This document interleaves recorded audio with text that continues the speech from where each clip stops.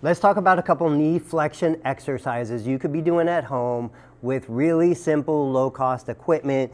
You can see here, this is an 8-inch little, I think it's probably Rubbermaid. Yeah, Rubbermaid step. This is a 12-inch version of it. I'm sitting in a standard waiting room chair. This is a 19-inch high chair from floor to the top of the seat.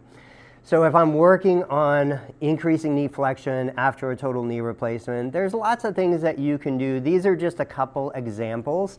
One of the ones that most people will do is just a simple, you put the 8-inch step in front of the knee you're trying to stretch. You can sit in the chair, you pop the foot right up on there, maybe you give it a little support from underneath.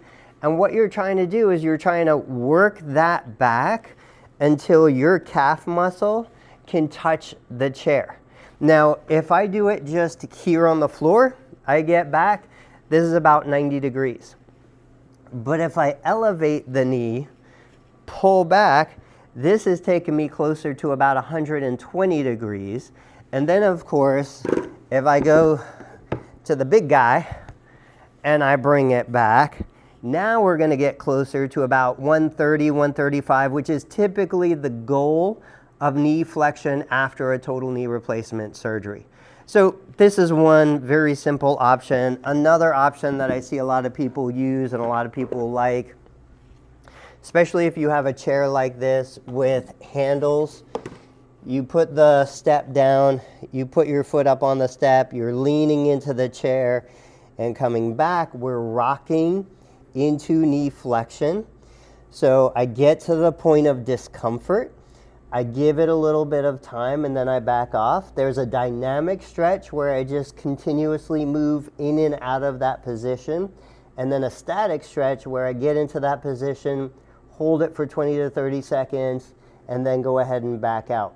Now, you might start with the 8-inch, you might move up to the 12-inch, and if you have the ability, some people will go all the way up to the 19-inch. But the idea is this is giving you an opportunity to kind of flex the trunk, lean to stabilize, and then work that knee into flexion. We've got knee flexion, ankle flexion, hip flexion, trunk flexion. Our body tends to work in coordinated patterns. If I was going to pick something up, I would come down. I'm flexing the ankle, flexing the knee, flexing the hip, flexing the trunk. I would grab what I'm picking up and then I would stand up with it. So I go from all body flexion into all body extension.